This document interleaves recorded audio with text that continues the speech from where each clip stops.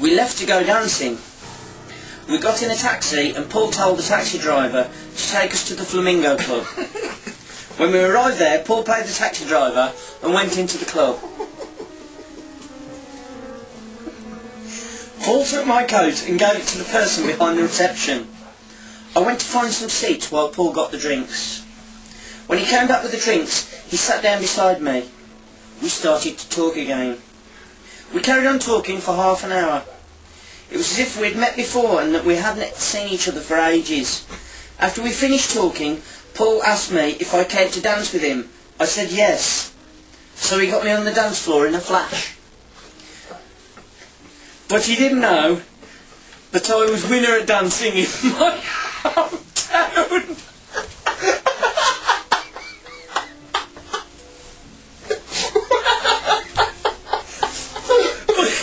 But he didn't know that I was winner at dancing in my hometown. When we started to dance, Paul didn't know what hit him, because I was leading him all the way around the dance floor. We set the dance floor alight, the way we were dancing. After an hour or so passed, people started to stand around us in a circle, and they were all smiling.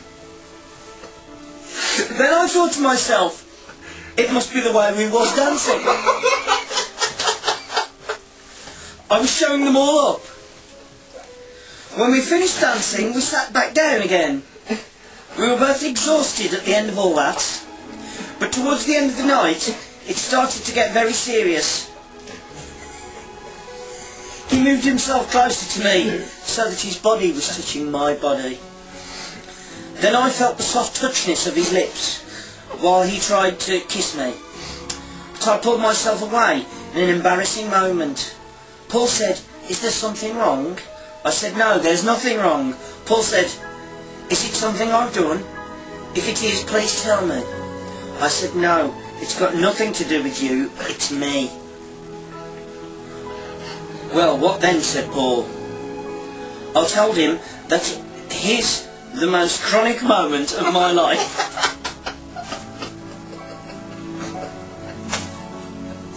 Paul said, "Is there something you've got to tell me?" I said, "Yes. The thing is, I've never kissed anybody before, and I don't know where all of this is going to lead to." Paul said, "You don't have to be afraid. I'll look after you. It's not that hard to kiss. Just copy what I do."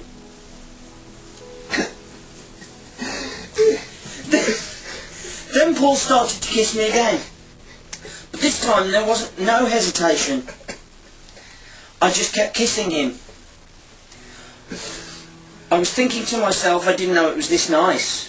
After we stopped kissing, Paul asked me if I wanted to go back to his hotel for a cup of coffee. I said yes, I'd be glad to. When we arrived at his hotel, we went straight up to his room. He took my coat and just chucked it on the couch. He went and made the coffee.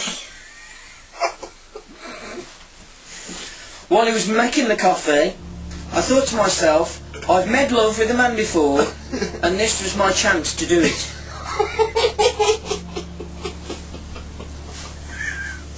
So I went into Paul's bedroom and took off all my clothes, besides my French knickers and bra and suspenders, and put on his robe.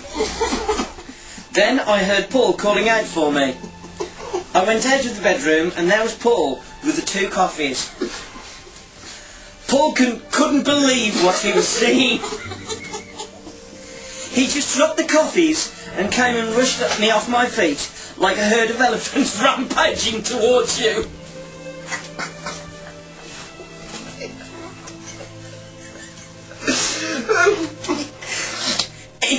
He took me onto the bed and undid the robe. The robe dropped to the floor and Paul's eyes nearly popped out like table tennis balls bouncing on a table. I can't go with this. While he was staring, I undid his shirt just by ripping the buttons off with my teeth. He pushed me back on the bed and then he fell on top of me and started to kiss me. While while he was kissing me, I felt my suspenders just disappear. He had just ripped them off.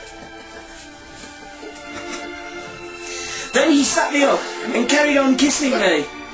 Then I saw his hands disappear. Then I thought to myself, I wonder where they're going. But what the matter, I wasn't bothered. Who's complaining? I certainly wasn't.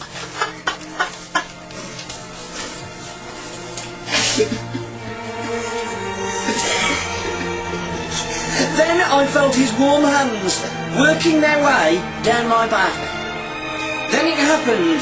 The strap on my bra came undone. The bra fell to my legs, and then Paul pushed me back and swooped my French knickers off. And you can guess what happened next. The next morning we both woke up in a pleasant mood. And Paul asked me if I enjoyed last night, and that he hoped it didn't hurt me. Yes, I did enjoy last night. Thank you. It was the most exciting night of my life. I was no longer a celibate.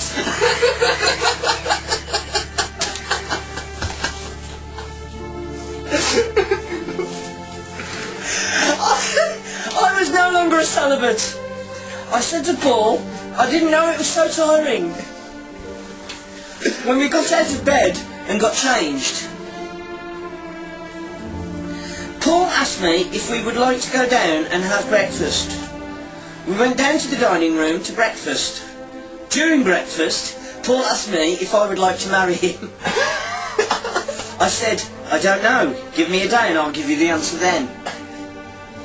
After breakfast, I went back to my hotel. The day just seemed to fly past. The next day, there was a knock on my hotel door.